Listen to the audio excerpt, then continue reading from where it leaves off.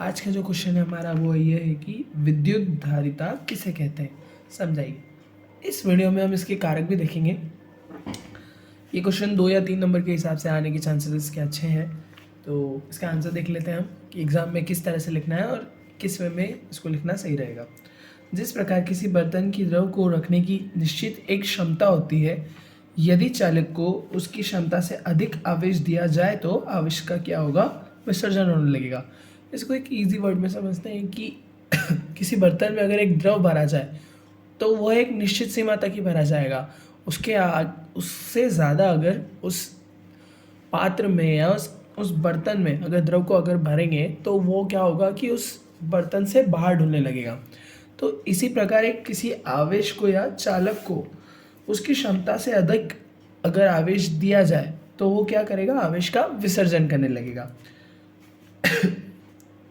अब इसको देख लो एक चक्कर, 2 लाइन की परिभाषा है ज़्यादा से ज़्यादा। किसी चालक की आवेश को ग्रहण करने की क्षमता को उसकी धारिता कहते हैं। आवेश ग्रहण करने की क्षमता, आवेश को ग्रहण करने की क्षमता धारिता कहलाती है। किसी चालक को आवेश देने पर उसका विभव बढ़ता है, ठीक है। Q समानुपाती V, Q यहाँ पर क्या है, आवेश है, और विभव क्या होता है, इसके समानुपातिक होता है, जिसको हम V से दर्शाते हैं, ठीक है। अगर हम इसको इक्वल समानुपाती का चिन्ह हटाते हैं तो एक नियत अंक का गुणा करते हैं, जिससे कि Q इज इक्वल टू कितना हो जाता है, C इंटू V।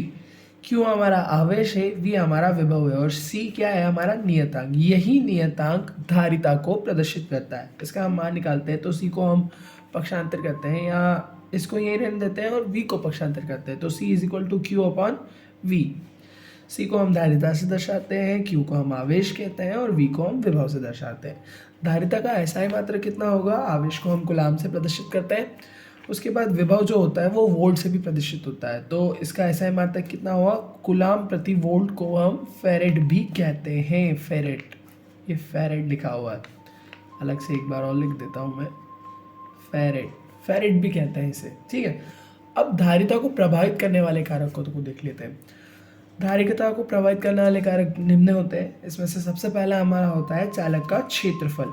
चालक का क्षेत्रफल बढ़ाने पर उसकी धारिता क्या हो जाती है, बढ़ जाती है, ठीक है। अब दूसरा देख लेते हैं हम, चालक के समीप अन्य किसी चालक की उपस्थिति पर होने पर। यदि किसी आवेशित चालक के समीप एक अन्य अनावेशित चालक रख दिया जाए तो यह आवेशित चालक के विभव को क्या कर देता है, कम कर देता है। फलस्वरूप चालक की धारिता क्या हो जाती है, बढ़ जाती है, ठीक है। चालक और माध्यम पर भी निर्भर करता है चालक की धारिता।